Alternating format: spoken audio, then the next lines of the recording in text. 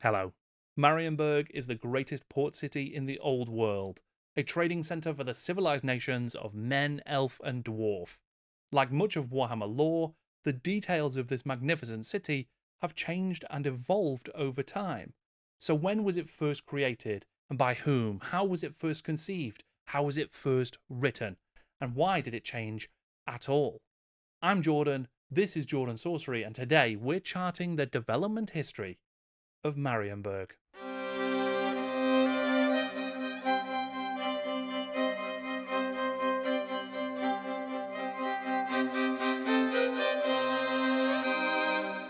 To all, the port city of Marienburg is the greatest trading capital, but to some, it might just be the greatest city, full stop. The River Reich flows through Marienburg into the Sea of Claws, and on the waters of the Reich flow trade, and from trade comes gold. Traders from faraway lands like Ulthuan, Cathay and Lustria bring their goods to market in Marienburg and sell it on to the Empire, Kislev, even the dwarven holds of the World's Edge Mountains and Bretonnia. Marienburg truly is the gateway to the Old World. Built upon 100 islands, ships and bridges lashed, hewn and willed into one city, Marienburg is a place where great merchant houses hold sway, where the last of the sea elves protect their enclave, and where anything and anyone can be bought for the right price. If something can turn someone a profit, you could find it in Marienburg. But this video is no story of the city itself. For that, you'll need to wait for my forthcoming travelogue. No, this is a development history. When was it created? Which books and bits of lore and supplements did it appear in? And how did it change with each of those appearances? And you've got to bear in mind that the pronunciation of some of these words will sound like nothing that any human has ever uttered before. You're just going to have to forgive me or assume that I'm some sort of chaotic beast talking in tongues. I should also make clear that this is not an inexhaustive list of every single appearance of Marienburg in lore and fiction. There's just too much of the stuff. There's 40 years worth of books. I am just one man, despite the whispers. I am not a bunch of rats in a sorcery suit. So if I did miss a reference to Marienburg that you truly enjoy, then please feel free to leave a note in the comments and I will hopefully be able to find it and enjoy it too. So why don't we start, as I frequently do on the channel, with the flying gargoyles of Barda, the first appearance of Marienburg in the history of Warhammer. The wizard Barda von Mickelstein summoned forth a host of gargoylian lesser demons that terrorized the streets of the city he lived in and took a week to corral. After the gargoyles had been dealt with, the fine people of this city of Marienburg hanged Barda von Mickelstein outside the Dog and Duck Inn. The good wizards of Marienburg then set about learning how to better control these flying demons so that they might act in the future defense of the city. That story, presumably written by Rick Priestley, is only about 100 words long and was flavor text to accompany the release of the Gargoyle Regiment of Renown box set in 1985. It comes from a time in Warhammer history when demonology was just like any other school of magic, and the Warhammer world was still a writhing mass of names, places, and events with little coherency or interconnectivity. It is for sure a flavoursome story. After all, who doesn't like a fantasy version of Gremlins? But we don't really learn much about the city itself. In fact, all that it says is a description of Marienburg as a busy seaport. But why don't we start with that name, Marienburg? I've not been able to find out anything concrete about why Rick Priestley chose that name in particular, but it seems likely that he was inspired by the real place in modern-day Poland. The Polish name for this city is Malbork, but in German it was known as Marienburg. The Teutonic Knights established the settlement and built an enormous castle, which they named in honour of Mary, Mother of Jesus. Marienburg, now Malbork Castle, still stands today, recognised as a UNESCO heritage site and in fact is the world's largest castle by land area, which seems fitting for what would become the Old World's largest city. A few years later, in 1987, White Dwarf 92 would advertise what would appear to be the first confirmed inhabitant of the famous port city. Amongst the newly released fighters range you could find Rupert of Marienburg, a well-equipped foot knight sculpted by Ali Morrison. But we still knew very little of this busy seaport itself.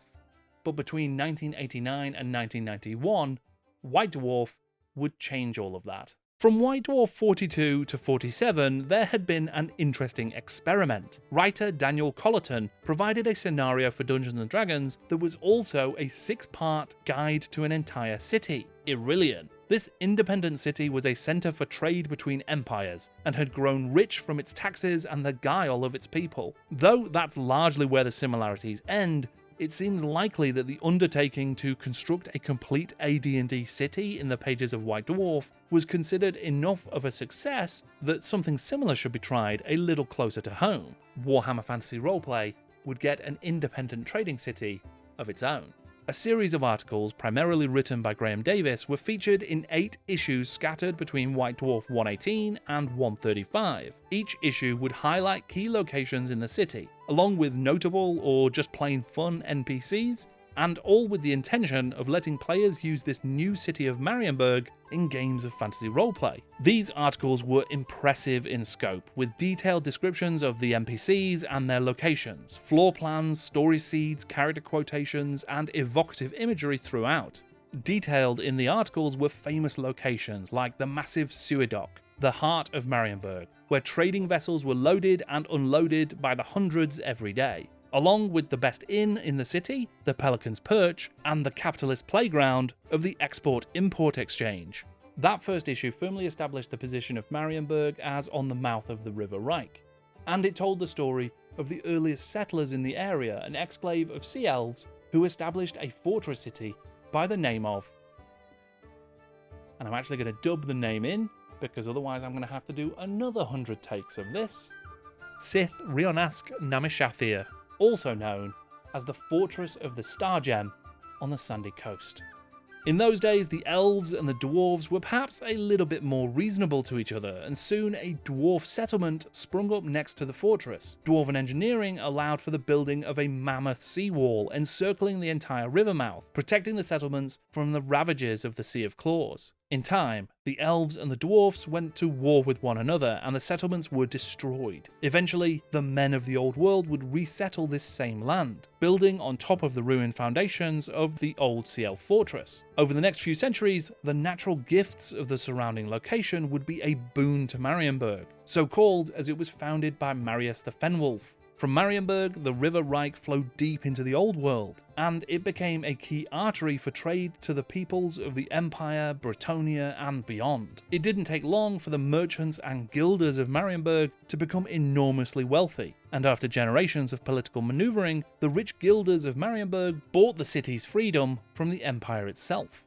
This version of Marienburg still seemed to retain a lot of that Teutonic inspiration, with names like the Brunnenwasser Canal being a pretty close approximation of the German Brunnenwasser Canal, which means brown water canal. But then there were more leanings towards the Dutch language, with names like Hoogsbrug and Drijenbrug, which mean high bridge or swing bridge, now appearing in the maps. The White Dwarf articles were part of a broader project, a planned new Marienburg sourcebook for Warhammer Fantasy Roleplay. That book would never be realised though, as in 1992 the publishing imprint Flame Publications that Games Workshop had set up to release its role-playing games was actually dissolved. GW was no longer interested in producing its own RPG content, and was instead fully committing to miniatures games. Many of the writers at Flame, the ones who had been largely responsible for fleshing out the Warhammer world so vividly in the RPG, would leave the company, including Graham Davis.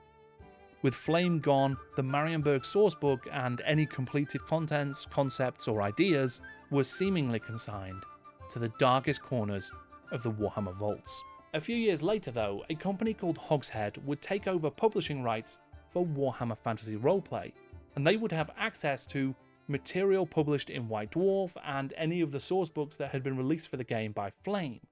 They also got access to incomplete manuscripts and anything else that was on the development table at the end of Flame. One of their first original adventures was a campaign set in and around Marienburg and the surrounding wasteland, 1995's Dying of the Light. The campaign included 9 linked adventures that would see heroes venture into the marshes in an effort to recover a magical artifact known as the Moon Egg, before racing back to Marienburg to stop its untimely destruction under the full light of the Chaos Moon. Stating from the outset that this supplement was not designed to help you run an entire game solely in Marienburg, the book did draw inspiration on those old White Dwarf articles to add a little detail to the port city itself. However, with much of the action taking place outside the city limits, it didn't really build out a picture of the place beyond what we already knew.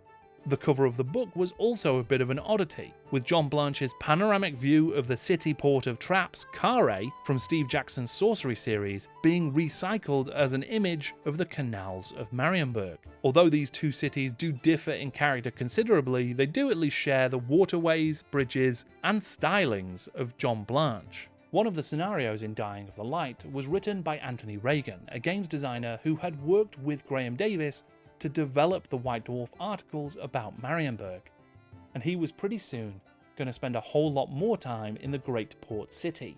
In 1999, Hogshead finally released a supplement dedicated to Marienburg. It was called Soul Down the River, and its back cover features a strong contender for the best pun in Warhammer history, a hotly contested category, let me tell you, as it declares Marienburg, the city where seagulls dare. The book offered up maps, NPCs, and locations aplenty, with some of the most detailed lore about Marienburg and its inhabitants that we have, or indeed would ever, actually see. There was a further skew towards the Dutch inspiration for the city, with many new references and names seemingly drawn from the language. Places like Tempelvik and Doodkanaal, which roughly translate as Temple District and Dead Canal. Of course, the fact that most of the city lies below sea level and is protected by a magical wall also gives it a certain Dutch flavouring, I guess. Interestingly, whilst Anthony Reagan had helped to co-develop the original White Dwarf articles about Marienburg, only some of the locations and characters from those issues actually made it into this book. In fact, the vast majority of the content from the articles didn't reappear. This new sourcebook was very different from the unpublished book that Flame had been planning. The Awesome Lies blog, an incredible resource on the history of Warhammer Fantasy Roleplay, has pieced together the differences between the two books. Of the 25 original locations and details in the White Dwarf material, only 8 made it into Soul Down the River. In the comments to that very same blog post, Graham Davis and Anthony Reagan discuss some of the unpublished White Dwarf material.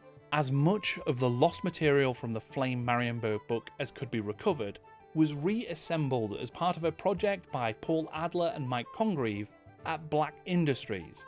Around the early 2000s, GW was back in the RPG and board game publishing market, having created Black Industries, an RPG publishing arm that was responsible for the second edition of Warhammer Fantasy Roleplay. Ultimately, they would go cold on the idea again and close down this studio and license all of the games to third parties. But for a time, there was an effort to put together the Marienburg project, and it can actually still be accessed via the Wayback Machine. I've included a link in the description below, as it has some material that was never published anywhere else. When a devastating comet hit the Empire city of Mordheim in 1999, it would draw the eyes of fortune seekers the old world over. Amongst the many treasure hunters, mercenaries, and rogues who flowed into the devastated city of the damned, you could find warbands of fops, dandies, and duelists hailing from the waterways of Marienburg, and many of them were sponsored by the Lady Margarita of Marienburg, the claimant of the imperial throne who had been denied the crown. The politicking of this era would ultimately break the system of elector counts, unsettling the balance of power within the empire for centuries, and it would only serve to further move Marienburg to its eventual secession. Humans, halflings, ogres, dwarves, and elves are not the only races to call Marienburg and its environs home. In fact, whilst the marshes may be populated by mad outcasts and cyclopean Fimir, there is also a presence too innumerable to count. There is a bastion of the Under Empire, a Skaven city by the name of Bitter Stump, or in some tellings, Bitter Stink. Come on, I've got to have a little bit of Skaven fun every now and again. The wonderful Uniforms and Heraldry of the Skaven book provides some insight into the rulers of this great and rotten city, the Ratmen of Clan Scruton. This exceptionally paranoid warlord clan doesn't trust the assassins of Eshin, or the weapons of Skyer, preferring to put its faith exclusively in filthy clan rats and rabid rat ogres. I only discovered this fact whilst researching for this video, and as someone who owns a Skaven army that's pretty much exclusively made of clan rats and every type of rat ogre, I really feel like the Great Horned Rat has been involved somewhere. Retheme my army to be the Bitterstump Boys so they can take on my Marienburg forces? Yes, yes, sir. The equivalent Uniforms and Heraldry of the Empire book provides a quick nod to Marienburg as well, with the inclusion of Van Klumpf's Buccaneers. These guys were also known as the murderers out of Marienburg, so don't invite them to any parties. And the Warhammer Armies book for the Empire in 6th edition also had appendix details on changes to make to an army roster if you wanted to make it specifically a Marienburger mercenary army. These included things like having more regiments of renown and fewer Imperial Knights. I will be returning to this point in my next Marienburg diary, that is certain. The Empire Armies book is not the only one to add colour to Marienburg's history though. In the 8th edition High Elf book, there is an historical entry about the infamous Red Pirate of Marienburg, Otto Steinroth. Whether through luck or celestial navigation, Steinroth managed to lead a pirate fleet to the shores of Ulthuan, where they raided and razed the city of Sardenath. Arriving too late to stop the massacre, Sea Lord Acelin had his fleet pursue the pirates in secret, following them back to their home base of Marienburg. As soon as Steinroth's wolf-proud ships had dropped anchor, the High Elves attacked, reaping vengeance not just on the pirates, but on any and all citizens and defenders of Marienburg who stood in their way. The 8th edition of Warhammer was the only one to receive any Forge World books, and the first of those was the truly gorgeous Tamarkan Throne of Chaos.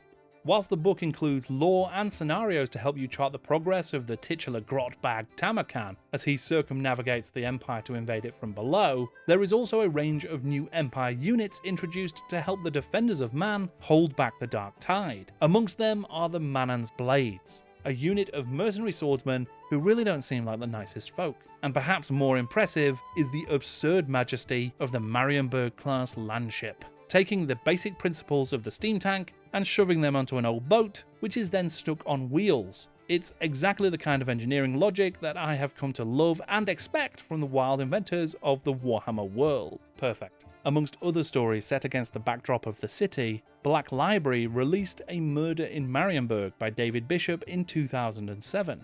The story follows ex-Imperial Army officer Kurt Schnell, who, having just been made a captain of the Watch, finds himself having to solve a murder investigation. The following year, a sequel, also by Bishop, was released, called A Massacre in Marienburg. In this story, the young guardsman must step up to defeat the nefarious machinations of an evil necromancer with designs on the city. I have both of these books on my to-read pile alongside about 50 other titles, so the odds of me finishing them before I finish my Marienburg army are 50-50. 2008 would also bring yet more news of the undead of Marienburg.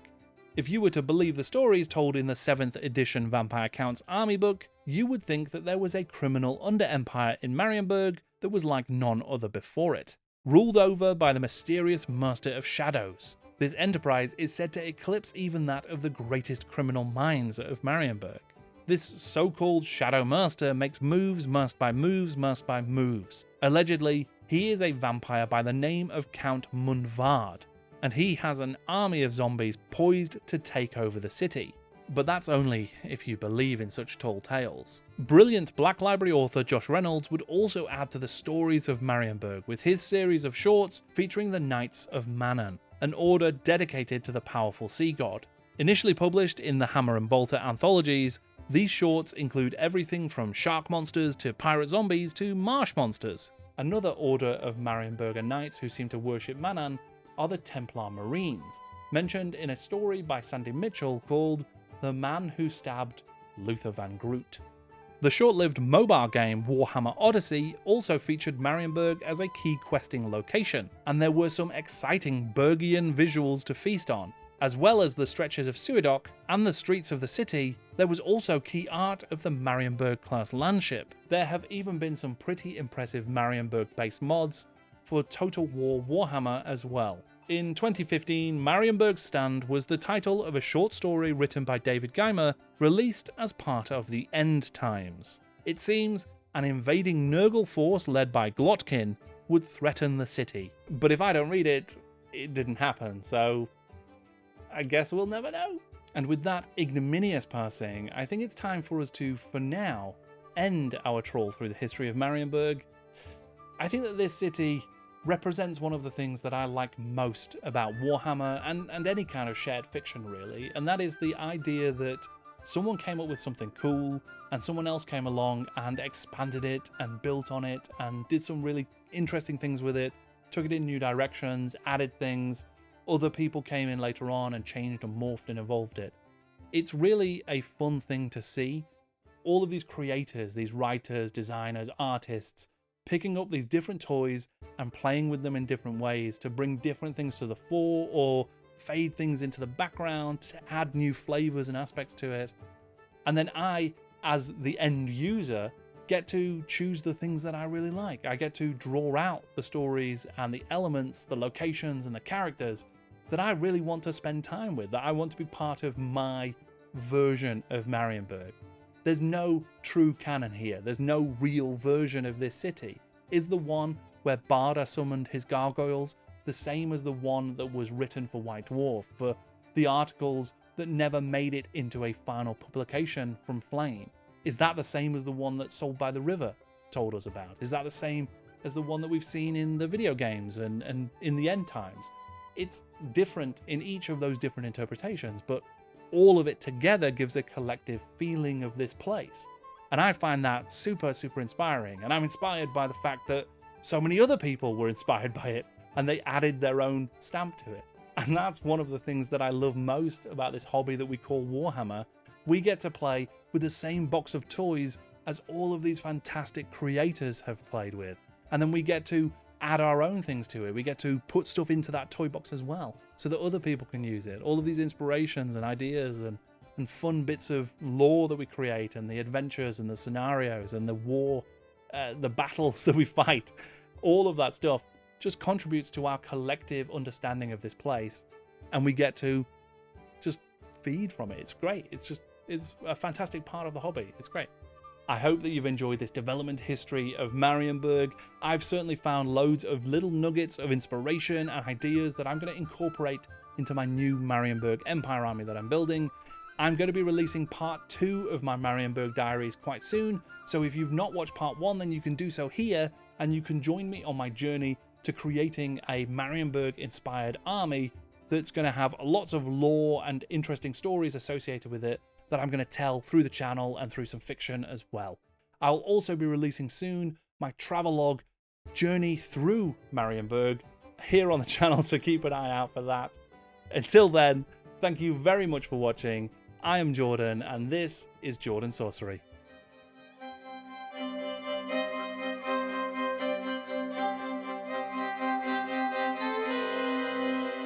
It sort of occurs to me that Marienburg is the city where seagulls dare, and that those seagulls are probably eating all kinds of like weird stone and warp stone and all sorts of magical stuff that's flowed through the city for years. So those seagulls may actually be like gargles or like chaotic gull men. I think in any case, you're going to want to protect your chips